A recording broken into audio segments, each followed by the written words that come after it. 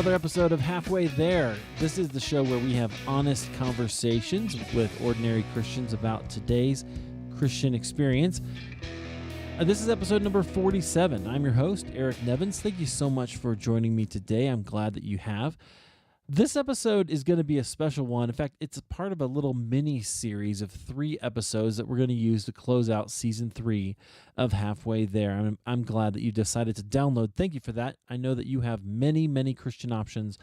If you look in iTunes, most of them are preaching, but this is a place where you can find great stories, and I've got one for you today. Before we get into that, though, I want to just encourage you to check out halfwaytherepodcast.com. This is where you can find show notes to each and every episode. It's my website. It's the archives. You can go back through it. This will be episode 47, so there's 46 other episodes where people have shared their story, shared their ups and downs with God, and if you like this story, you're guaranteed to find something else there. Or you can always subscribe in iTunes, get them right in your feed. I use Stitcher Radio personally. You can find Halfway There on Stitcher, or if you're an Android user, I don't get that, but yeah, you can go ahead and, I'm an Apple guy, sorry. You can go ahead and use Google Play Music as well. The show is there.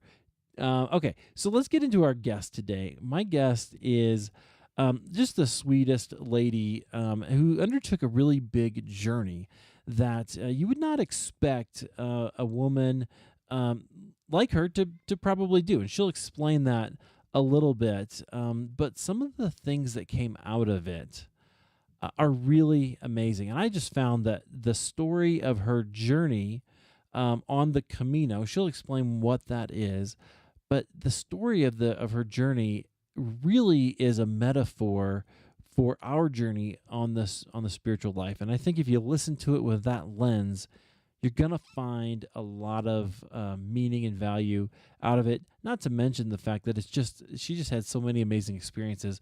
It's fun to listen to. Now, I said it's a 3-part mini-series, and so I've actually broke this interview into 2 sections because we went a long time and it was really fun, but I want to keep it to under an hour, so we split it into 2 parts this week and next week, and the week after that. Don't worry, at the end of this one you'll be wondering, boy, is Mike going to get a chance to speak her husband, and you'll see why. And the answer is yeah, he is. I interviewed him too, so that's coming up on the 3rd of these episodes. All right. So thank you so much for joining. You're going to really enjoy this journey with Jan Costas.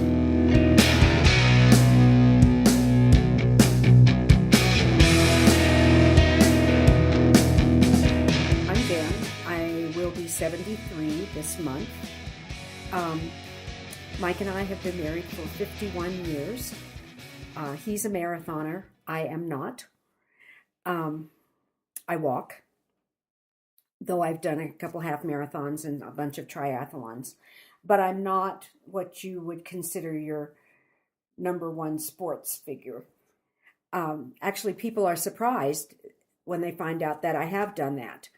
And it has inspired a bunch of people because they look at me, this squatty body, and they go, oh my gosh, well, if she can do it, surely I can. And they're in much better shape than I am. So anyway, that's kind of who I am. We have 4 children, 8 grandchildren. Traveled around a lot. My dad was in the Air Force, lived in England, lived in Germany. Mike and I lived in Saudi Arabia for 12 years. Our kids pretty much grew up there. And we have 1 daughter who has been there actually longer than the 12 years we were there, and all her kids were born there. And then we have 2, so she has 3. We have 2 children who live here with 5 grandchildren between them, and a daughter who is in Massachusetts. And we're all Christians, some stronger than others. But all love each other, all get along. I know not all families do. Yeah. And just feel very, very blessed with what we have, what we've been able to do. We're all in good health. Lots and lots of blessings. That's great. I love that. So take me through, you mentioned your family. You grew up kind of a military family. Mm-hmm. How did you come to know the Lord? Did you grow up in a Christian family or? I grew up in a family who went to church. I never had a personal relationship with Christ, which I realized when a woman I had not met in a church that we were considering going to said she felt led to ask me if I was a Christian. And I said I felt led to tell her that, of course I am. Why else would I be here? And then during the next couple weeks, realized that I had never asked to have a personal relationship with Jesus. And then through a couple experiences, like the pastor giving an altar call when that wasn't something that he did, gave an altar call. Yeah. And I went up, and then the following week when I sought her out and I said, you asked me a question a couple weeks ago, ask me again. And she did, and I said, yes, this time I know. Wow. So I was old. We had, I was 3 kids and pregnant at that point, and getting ready to go to Saudi Arabia. Wow, that's interesting. So you would have considered yourself Christian your whole life, but until somebody actually asked you directly, yeah, it wasn't maybe as personal. Would you put it that way? Yeah, I didn't. I just assumed. I had been to MYF, Methodist Youth Fellowship, and I'd gone to some camps, and I had friends, and I just didn't know. Like my parents would choose a church because they liked the music.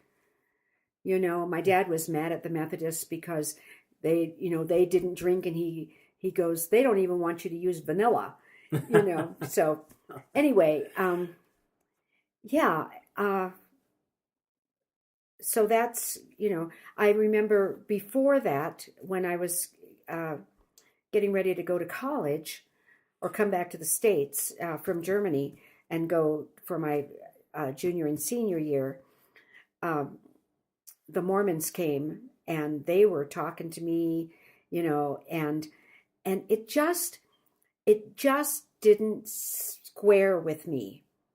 But when I got to the University of Maryland, they were the first ones to visit me.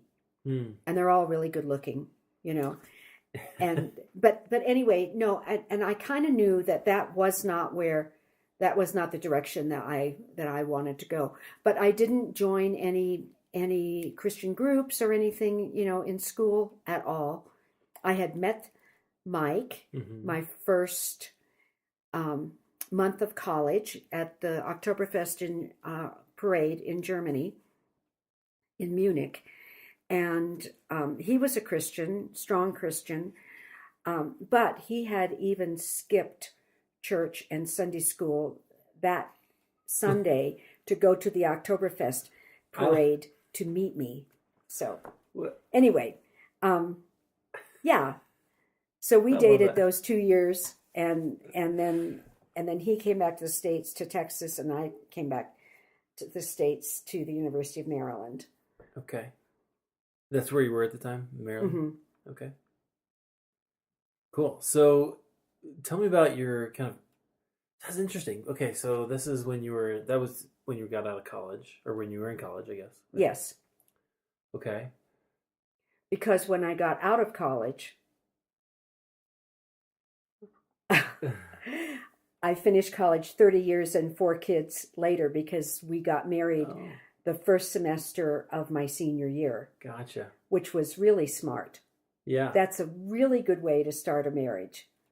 Being in school? Oh, yeah. And putting 1,000 miles a week on the car, having to finish that fall semester. Yeah. Yeah, that's a good way to start. So were you one semester short? Or did you finish then? No, I finished 'Cause you that said 30 semester. years. Okay. I finished that semester commuting from Harrisburg down to the University of Maryland. And then you didn't finish until years later? No. Yeah. In fact, after our oldest daughter graduated Okay. from college. Oh, wow. What was that? Was that just because you just wanted to do it? You wanted to finish it? Oh, I definitely wanted to finish.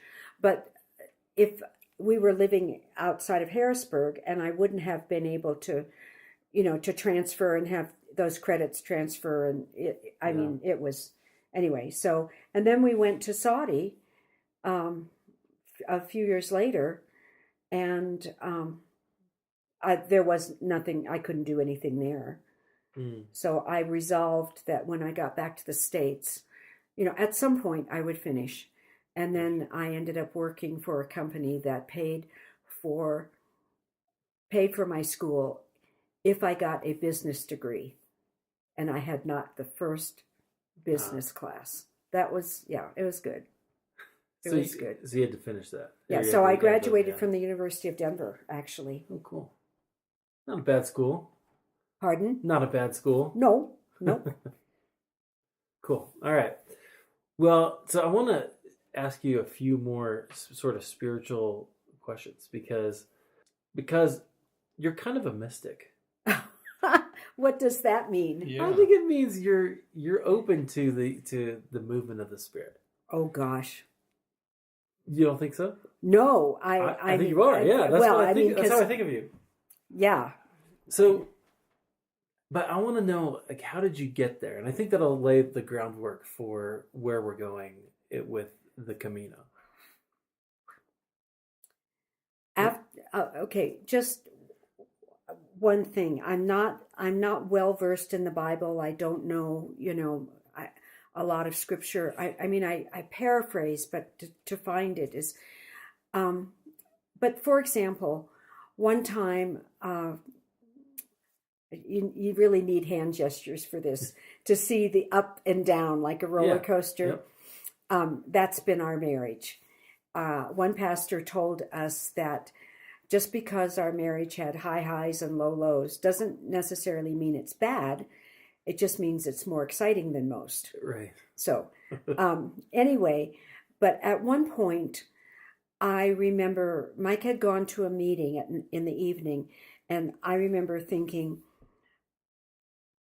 there's something going on that I need to bring up, that we need to talk about. And I remember praying, Lord, just help me, give me the words, help me to be able to present this so that we can come together and talk about it. Half an hour later, he walks in from his meeting and he goes, Jan, on the way home, I was just thinking about, we should probably, and there it was. I know that God hears. Yeah. I know that he hears. And I've had that multiple times. And just recently. Yeah. And on the Camino, he met me. Yes, and we're going to hear some of those stories. So, yeah, I think that's what's interesting. So that's one experience where God sort of intervened and you could just go, yeah, of course he did because I prayed. And he goes, here's the answer, right? Yeah, like, is 30 minutes, is that okay? Can you wait that long? Well, that's better than most, right? Not all of them. That's good. So would you say that your faith in God has been, and you're this sort of, because that's not all of us expect our prayers to be answered like that. You know what I mean? No, and I don't either. Yeah, right. But that, would you say that's developed over a long period of time, or what were some of the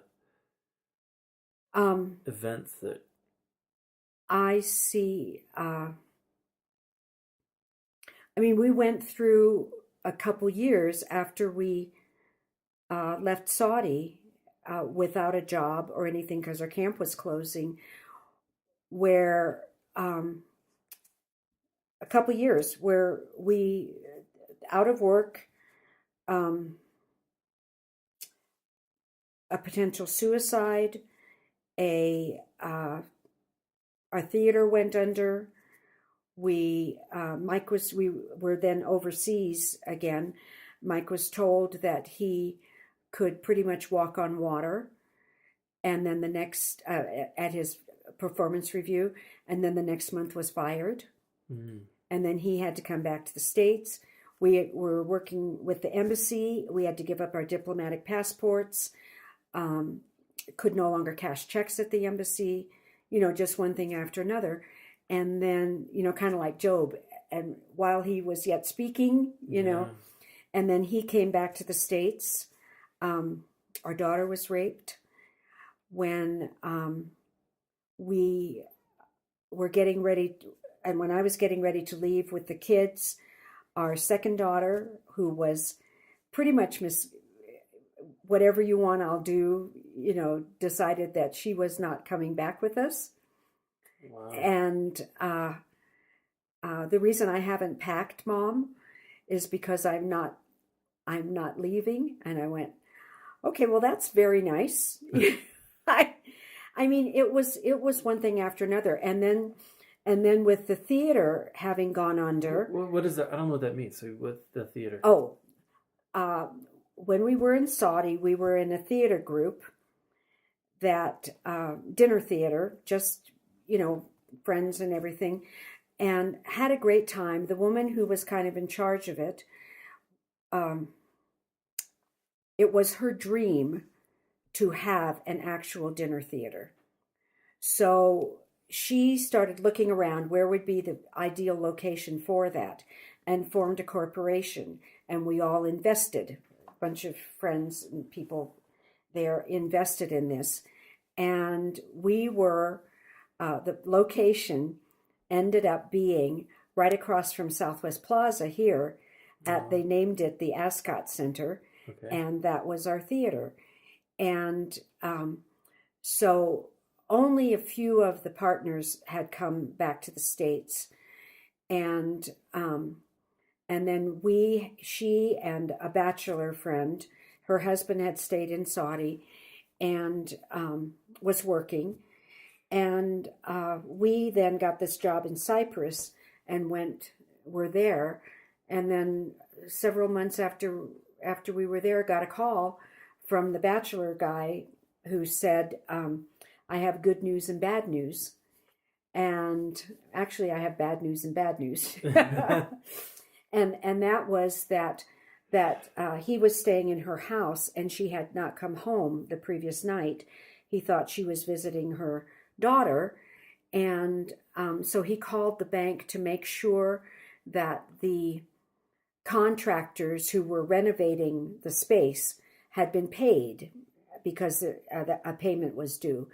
And the bank called him back and said, no, the contractors had not gotten that payment and there was no money in the account. And so he said, we have two choices. We can come up with a bunch of money to put the space back in the condition it was when we got it, because we had excavated and made the floor slope and that kind of stuff. Or we can come up with more money and make a go for it, which we decided to do. So, and then in the meantime, in investigating, the bank found out that not only did Peg have a few credit cards, but she had a deck of credit cards, and they were all maxed out. And they also found out, looking at the records, that when she was in LA interviewing Richard Chamberlain to open for us in My Fair Lady, she actually was in Las Vegas. And so she didn't run off with $750,000. She gambled it away. Wow. So, and so you guys were investors. We were investors. And so what happened then was, I think we were open for like 3 years. I mean, we opened with My Fair Lady, not with Richard Chamberlain. We did Camelot, Man of La Mancha, Evita, Damn Yankees, who knows? I mean, a whole bunch of shows, really, really good. And just months before we reached the break-even point, the bank or whoever called for the note, and we did not have that money. Yeah. So we lost the theater, and then we started getting sued and had our bank account emptied. And because other investors were not here, we were the only ones in Colorado. So that was fun. So you had to deal with all that.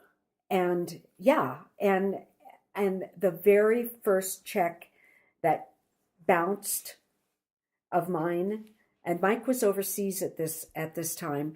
The very first check that bounced was at a friend's coffee shop.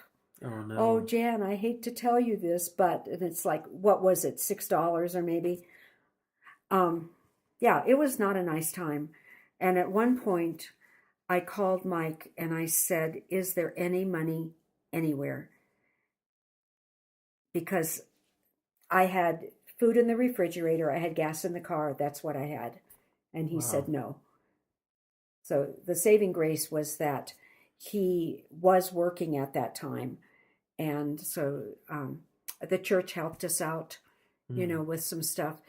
And what else? Were you going to South at the time? Or were you going somewhere else? I don't know how long ago At this was. that point, yes, we were. Okay. Yes, we were. And that was, and the thing was that the woman whose dream this was very social, had to always have friends around and everything, was dealing with some medical problems also. And so she skipped. She left her, she had a son and daughter. She had some grandkids. She left them. She left her friends. She lost her dream. Wow. All of that. And I know Mike and I would just go, well, we don't have any money, but we have our family, we have our friends, we have our faith, like 3 F's. Yeah. Somehow we will make it. And yeah, we have what's important. Yeah. Wow, I love that. So. And our health. Yeah, very important. Okay, so you've seen some hard times. Mm-hmm. And you've seen God carry you through those. Yeah. Yeah. What has that done to your trust in Him? Oh, wow. I mean, I know. I think people look at me or look at us and go, "Oh, you guys, you've traveled and you've done this and you've done that and you've got," and think that everything has been easy. Yeah. But it hasn't. And I'm totally aware when I meet someone, I want to hear their story, as Mike can testify. I do. I want to know who they are. And if they allow me to be to hear, I want to earn the right for them to listen to me because I've listened to them. Mm-hmm. Actually, I did not say that right, but I want to get to know them, because then, I don't know, it just brings us closer. There's an understanding, and without knowing someone's story, you don't know who they are. Right. Yeah, I think that's right. And I think there's this thing that goes around the internet. Everybody's fighting a battle, that you don't know anything about. So be kind. And I think that's sort of what you're getting at. That everybody has a story. Everybody has something that's gone on that you can relate with. That you can relate to. I mean, the Dutch couple that we knew in Saudi, you would have thought that she had come from the most loving family, the way she was and everything, but come to find out that she had been thrown away as a child. She had gone from foster home to foster home. been told that she would never amount to anything, you know, and without that, you would, you just think Yeah. that this person has had a terrible life or this person has had a charmed life. Mm-hmm. You don't know. And when someone is willing to open themselves up to you, it's pretty amazing. Yeah, absolutely. Well, I couldn't agree more because we're sitting here and you're opening up to me, and Yeah, yeah. I'm enjoying that. And that's kind of what I've found as I've done these interviews. That it's just you become friends, Mm-hmm. and it matters. It's good. So okay, I wanted to establish all that. Just to say that you've you have a lot of experience with the Lord, right? Trusting Him through the hard times, and I'm sure we could go to even other places where you've seen Him just be faithful. But I want to spend most of our time on the Camino because I know that this is your most recent adventure, Mm-hmm. and you just have some great stories, and I want to share those. So let's just go into that. First of all, can you tell everybody what the Camino is, Okay. and then why you wanted to do it? Okay. The Camino is they rounded off 500-mile walk across northern Spain. So short walk. Yeah, yeah. There are many Caminos, many routes. You can do a Camino probably just about from anywhere. And there are yellow arrows that will point you, like in France, in Paris. Mm-hmm. Someone says, "Oh, I saw a yellow arrow." So the route that we did is what's considered to be the original route, and Charlemagne was like the first in the 4th century Mm-hmm. who did a pilgrimage to Santiago. Why did he do that? Is there a story? Yes, because I don't know if it's legend. I'm not Catholic. Sure. Okay. But St. James, the relics of St. James are supposed to be in the cathedral in Santiago. Okay. That his body supposedly was found in the sea off the coast of Spain or on the coast of Spain. And I guess it had some shells or barnacles or something on it, which is why the shell, the scallop shell, is the symbol for the Camino. And so anyway, people do the Camino for any number of reasons. Spiritual, it is a pilgrimage, and anywhere from a really strong Catholic pilgrimage reason to let me see how fast I can get it done, Mm-hmm. And everything in between. Many people do it because they have a turning point in their life, changing jobs, losing a spouse. Oh, I just finished college and I don't want to, this is a time in my life when I'm footloose and fancy free,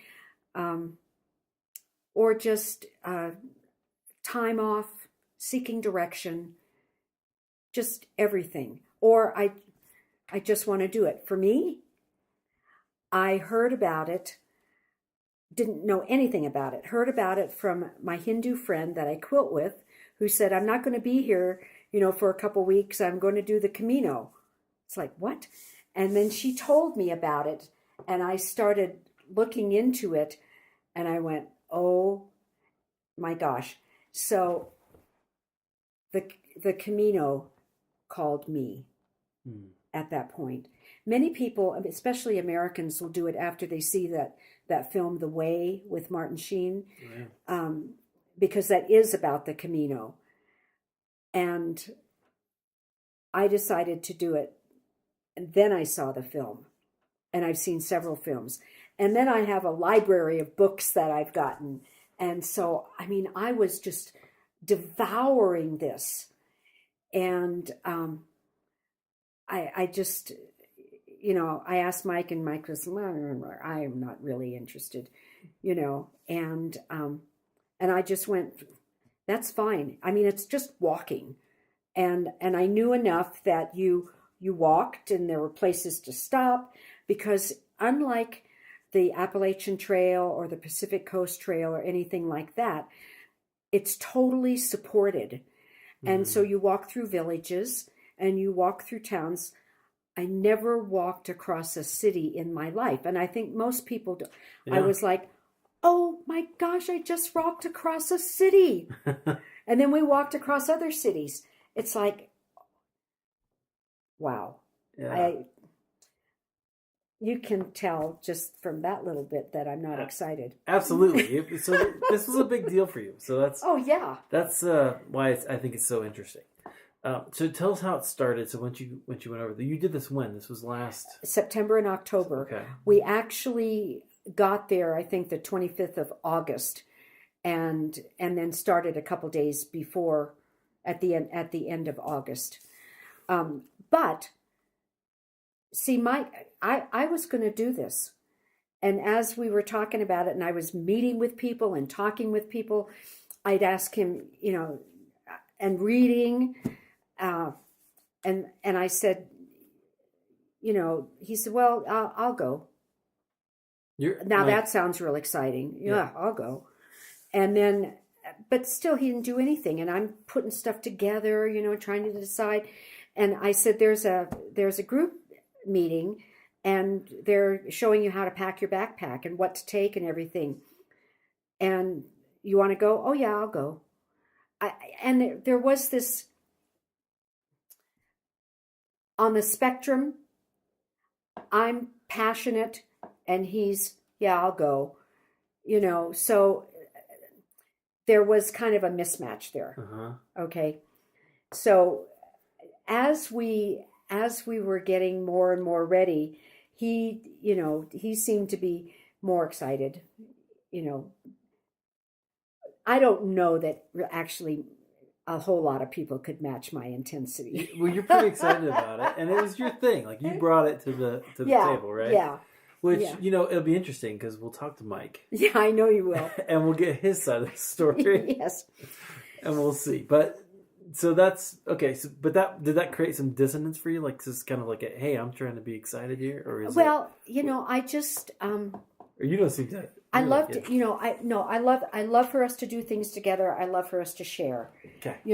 So, and we when we started, it was like, cool. So do you want me to tell you how we started? Yeah. Why don't you just jump right into it? So we flew into Madrid and managed to find the bus to Pamplona. And we had our book and everything. We had our backpacks. Because what you do, you pack your backpack, you want it not more than 20 pounds. You wear one set of clothes, you take the other. You have 2 pairs of shoes, you wear one, you take a pair of sandals. And you have some toiletries and not much more. A sleep sack. We opted to not take our backpacks because it was going to be warm. And we wouldn't have that weight. So anyway, we get to Pamplona. We have no idea where to go because we're not at the beginning. And I look and I find, okay, there's an albergue, which is like a hostel. That's where you stay. And we didn't know where it was. We don't speak Spanish. So we took a taxi and he kind of took us around and from the bus station. And we bought our tickets for the next morning when we were going to go to Saint-Jean-Pied-de-Port, where the Camino starts. So we get to this albergue. It was called Hemingway, Hostel Hemingway, and it turned out to be just a couple blocks from the bus station. So we go in, and he goes, "Do you have reservations?" And we've got our credencial, which it's like a little passport, and they stamp it each place you stay. So you have a record of all the places you've stayed. And we said, no, we don't have reservations. And he goes, well, okay. He said, I only have 2 beds left, and they're bunk beds. He said, I have a top bunk in this room, and I have a bottom bunk in this room. And I go, okay. And so we decided, okay, we'll do this. So in my room, there were 3 bunks, 5 guys and me, and I had the bottom bunk. And in Mike's room, I think there were 2 bunks or something. But anyway, he was with 3 bunks also. Anyway, so he was with some gals, and it's like, okay, here we go. Yeah. But then because these are strangers, right? You don't know these people. We don't know. And the one guy I never saw, because when I went in, he was already asleep. And then he left before I got up. Yeah, and that's pretty common. That's like your experience the whole time. Yes. Yeah. But I mean, we really have no clue. And so we got some dinner that night and then tucked in and the next morning got, put our stuff back in our backpack and put them on and walked over to the bus and then took off for Saint-Jean. And going through the mountains and knowing that one of the paths or one of the ways was not over the Pyrenees. But it turned out to be alongside the highway a lot, and it's curvy and everything. And that was what we were going to do, because the Pyrenees, they said, not too high, too hard, and all of this stuff. Though most of the mountains in Spain, like the Camino, actually goes over 3 mountain ranges. Oh, wow. And though they're steep and they're not that high. And one of our friends said that he didn't think any of them were as high as Denver. So we're not talking that kind of elevation, but you're talking rugged.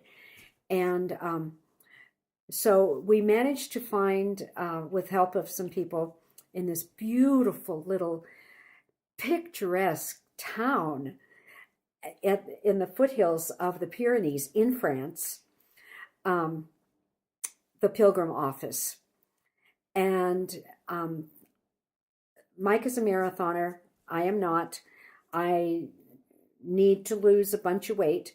And we did not have reservations for Orison, which is the auberge that's most of the way up the mountain. And this is where, at the beginning? Yeah, this is at the beginning. So your first day, you leave Saint-Jean and then go up the mountain. And the gal at the Pilgrim Office said, you do not want to go up and over in one day. It's too far. It's too arduous. I suggest, and since we didn't have reservations for Orison, I suggest that you go a little bit later and talk to these people and transport up the mountain, just about to the top, and then walk from there. And we could do that in one day and go to Roncesvalles, which was a monastery. And it's a big auberge. I think they have like 400 beds. So that's what we did. And for whatever reason, we decided we didn't even think about doing that lowland route. It was like everybody's doing, we're doing the mountain, And so we met some people who were staying at the auberge that night with us and had just a great time. A Brazilian guy that I got to be friends with, and a Korean gal who was going by herself, and a couple guys on bikes. And I mean, just this camaraderie that all of a sudden you have is just so amazing. At breakfast. Okay, but you have the camaraderie because you're all on the same journey. Yes. Right? And that is one thing that if if you hostel in Europe, which I did after I graduated from high school, we were living in Germany, and my sister and I went. So you're staying in a hostel, but there are people from all over, and they're all going different. They've come from different places, and they're all going different places. Mm-hmm. But on the Camino, everybody is going in the same direction. Yeah. Everybody is doing the same thing. So even if you don't know them, you know what they're doing. You know where they came from. You know where they're going. But I mean, just crazy things. At breakfast, the gal said, "Would you like some coffee?" And I'm going, "Yeah, but I don't have a cup." And she goes, "Yeah, well, here's this bowl." And she pours, and I'm going, "I've never had coffee in a bowl." They go, "Oh, that's French." And I'm going, "I went to school in France. I never saw." Anyway, crazy stuff like that. And you always are surprised. There's always something. So anyway, the next morning we're up early, and they pick us up, and we go up the mountain, and it is totally socked in. Totally socked in. All these $1 million views you cannot see. Wow. Because it is just fog. Oh, wow. I mean, 6 feet ahead of you, you really have a hard time seeing. So we get up there, and there were two, I think, women with us on the from Australia, either Australia or New Zealand. Anyway, we all get out, put our backpacks on, and I go to I had a Camelback, and I go to get that, and I suck on it. Well, for whatever reason, it wasn't connected right.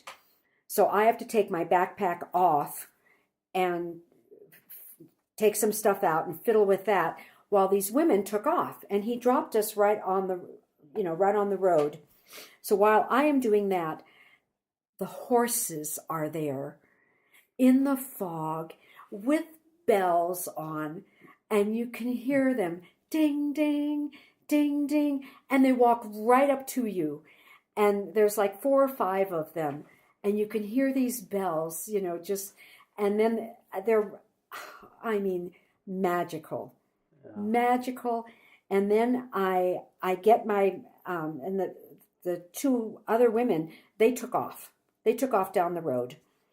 And Mike is, kind of walking around and seeing, and there's a big sign there, and with a map or, something on it.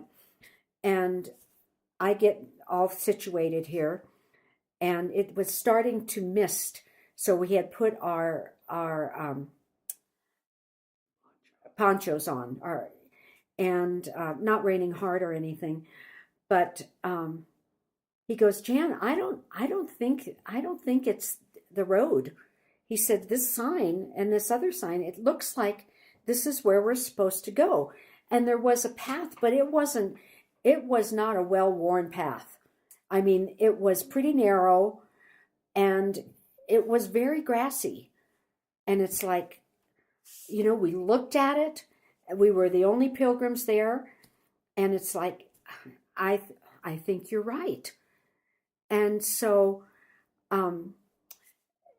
what we found out, if you walk for a period of time and you don't see a yellow arrow, you're probably on the wrong path. Yeah. So we started to walk. We didn't know it at that time. We started to walk, and Mike goes, "Oh, there's a yellow arrow." And it's like, cool. And so we continued walking, and we realized those women, they were, and then some other pilgrims came up, and we go, "Whoa, look at this. This is, and we just, and nobody knows where they're going. And every once in a while, someone who had done it before, and then we started seeing some more people. And, I mean, it was up and down, and just... So that's confirmation, right? You're out of your element. You're in this place where you're like, okay. And you can't see. Which makes it worse. You can't have no idea where you're headed. And then you see the yellow arrow, and you see other travelers. You're like, okay, we're on the right road. We know where we're going. We don't know what's ahead, but you really didn't anyway, right? It was maybe No. metaphorically foggy as well. Yes. And so you kind of hit the road. Yeah. But though we couldn't see any distance, we could see down a little bit, there was this ethereal beauty, of being in this fog, and come around a bend, and there is a woman sitting over there on a rock with I think a pink jacket on, and just looking so serene and writing. And I thought, I want to be you. I just thought that. I took a picture of her, and I talked to her for a bit, and then took a picture with her camera of her because it was so beautiful. Then, we continued on, and up on this mountaintop, there's a fountain with a bunch of pilgrims there, and we learned that the water in Spain is good.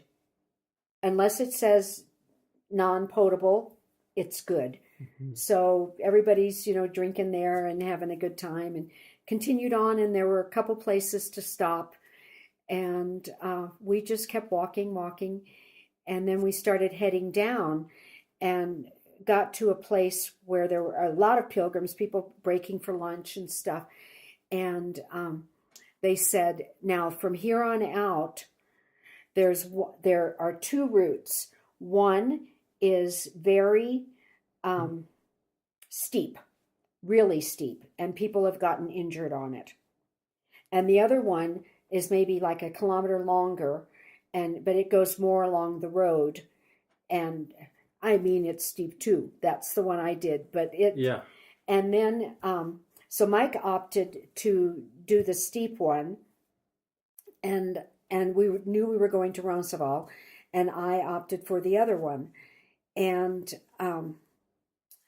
were you guys nervous to split up? Like, that's what I would be thinking. You were okay. No, because we already knew what a caring community these pilgrims were and everything. So I'm on this road, and there's a path below me, and a couple women were kind of ahead of me, and I got a Charlie horse on the inside of my thigh, the one that like knocks you flat. And I'm going, oh, and this woman calls back, and she goes, "Are you okay?" And I went, "No, I'm not. My leg is just killing me." And she goes, "Can you make it back to that post, like 5 feet?" And I said, "Yeah." And so she directed me and said, hold on to the post, bend down, turn this way, bend that way, and everything to get that Charlie horse out. And I said, "Oh, you are my Camino angel." And then we went on. Actually, before that, when we were walking, the mist had lifted and everything, and we ran into a group of kids, 20-somethings. One of them was the Brazilian from the previous night with all of these, and we're taking selfies, and we're laughing and joking and just having a great time. So anyway, that had happened when we were together. Then after I got my Charlie horse taken care of, continued on and got into Roncesvalles, into the monastery.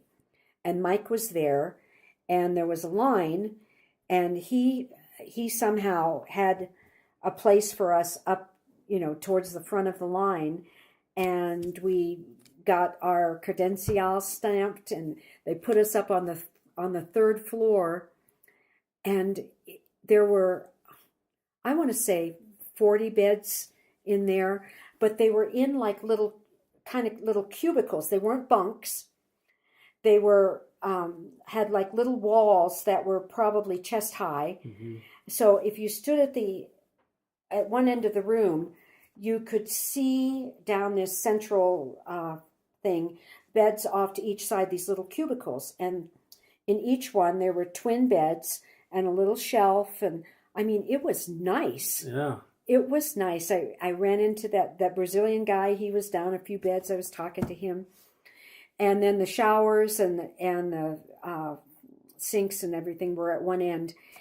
And when I went in to brush my teeth that night, this gal came up to me and she said, "You are my hero." And I go, "What?" And she goes, "You are my hero."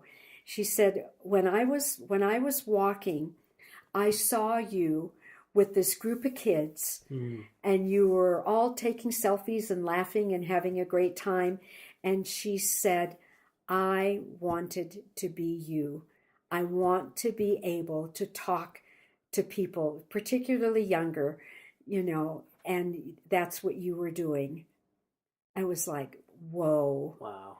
I mean, anyway, we had a great dinner that night, went to sleep, got up the next morning and had to go went for breakfast. And they had, really nice meals there. Sitting at big tables, like 6 or 8 at a table.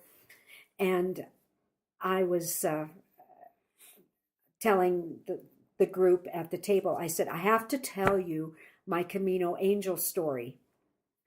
And so I started relating about the previous day when that woman had helped me with my Charlie horse. And this woman at the table said, "That was me." Wow. And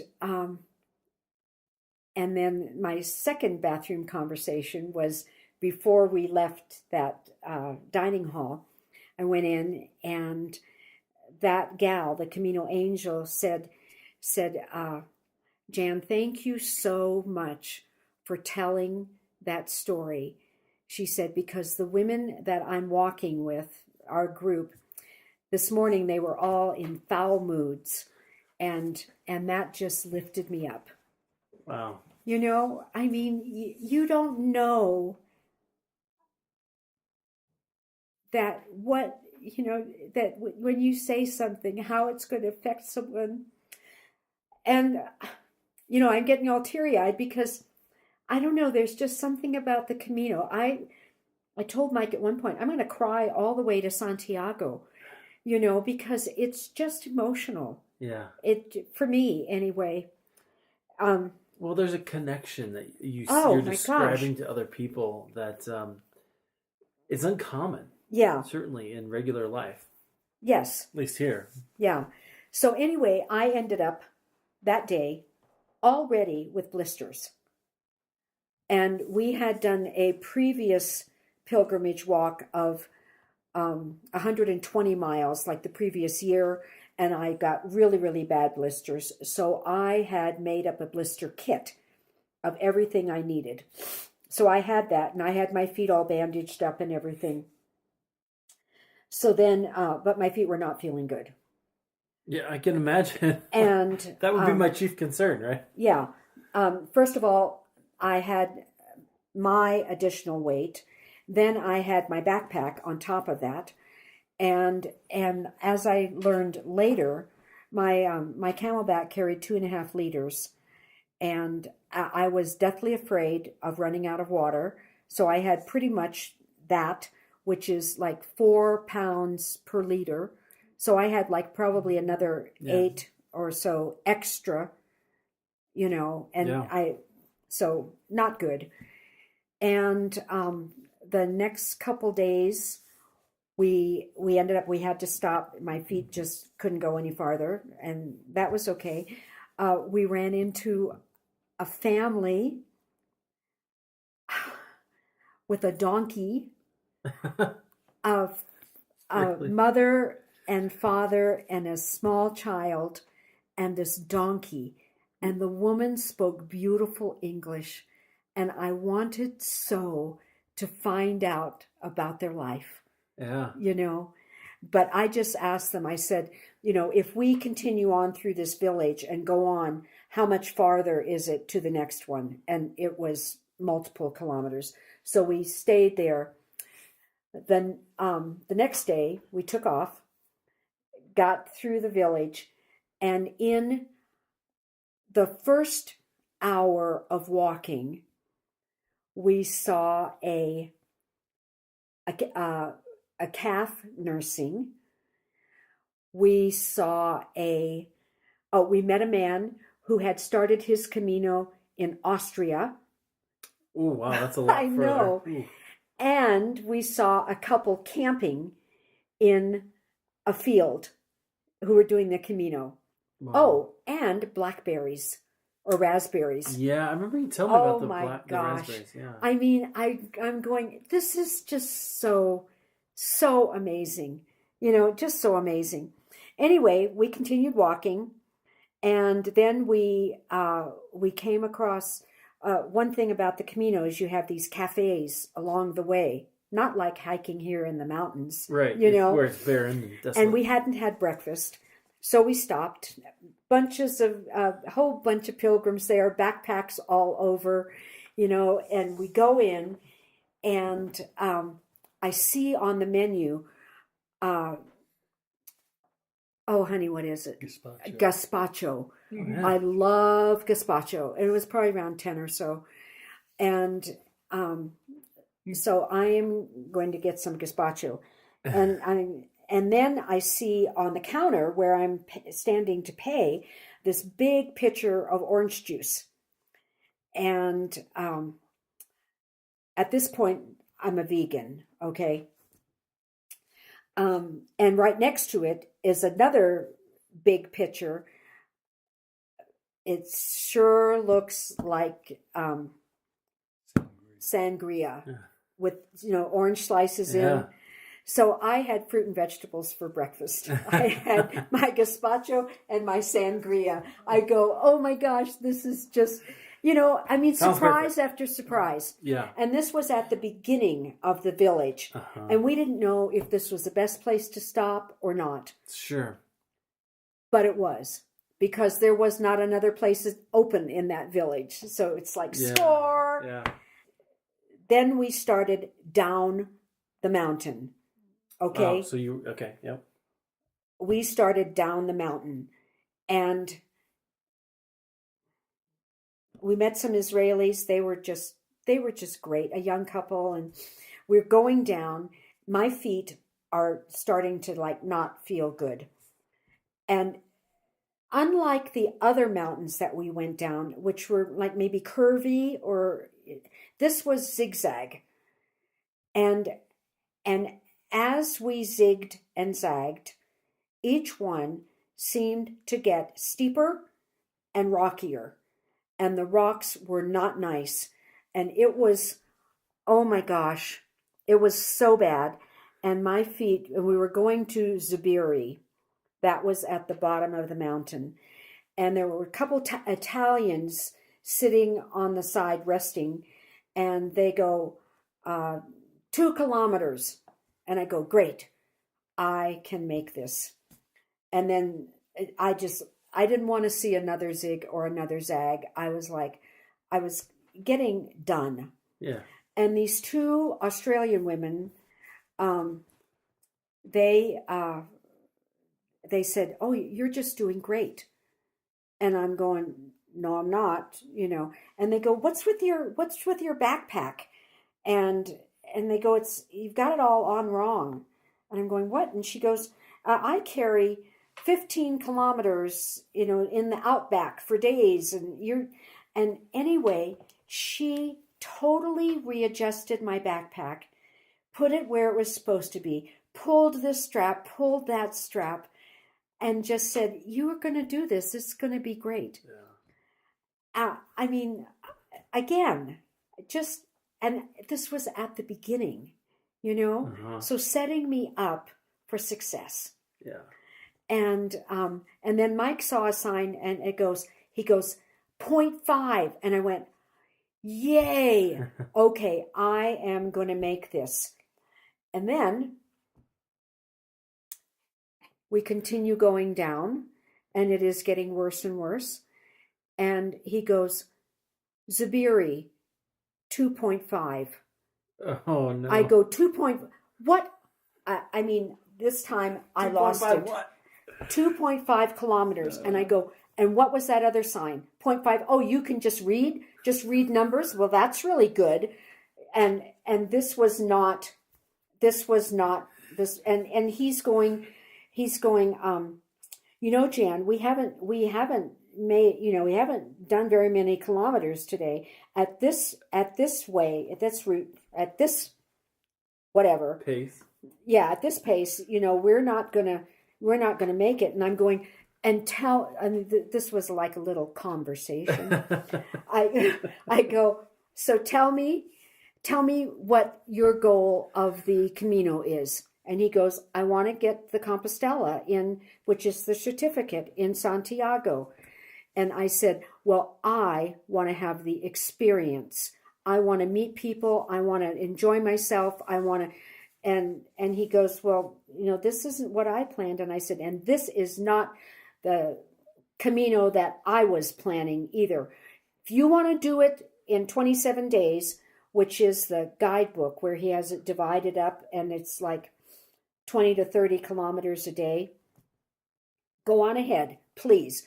Just go on ahead. You weren't excited about doing this, and I will just do it. And he goes, no, I want to be with you. And I'm going, it doesn't look like it. I said, all you do, Mr. Marathon Man, is just run ahead and then run back and see that I'm still moving. And then you run on and then you come back. And I go, I thought that we were going to do this together. And he goes, oh, blah, blah, blah. And I go, yeah. And I'm in tears. And we finally get down to the bottom of the mountain. There's a river. We have to cross a bridge. People are wading in the water, which I desperately wanted to do. My feet were burning. It's like, oh my gosh, just get me to it. And he goes on ahead and he gets us a bed.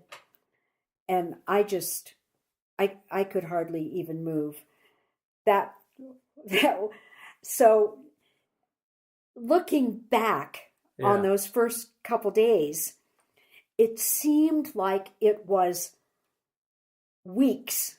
Yeah. And it was not.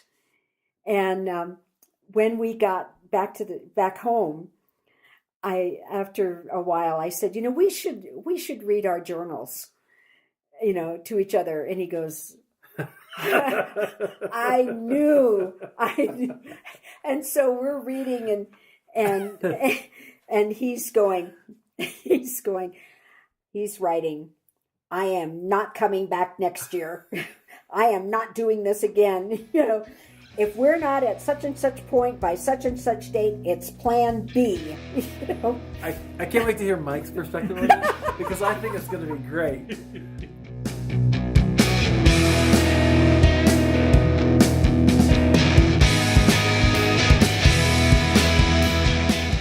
Wow.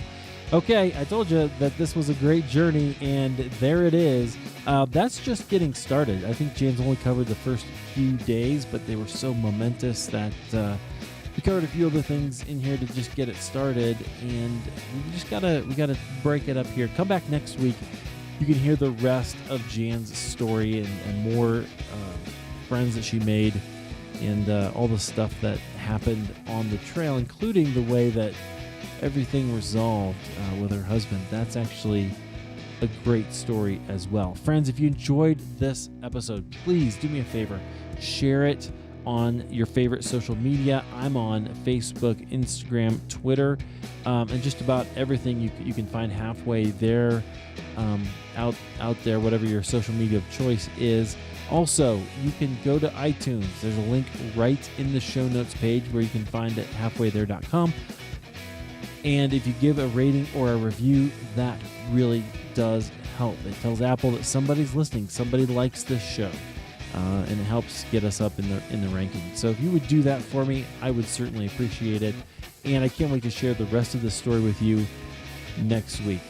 All right, friends, until then, keep the faith.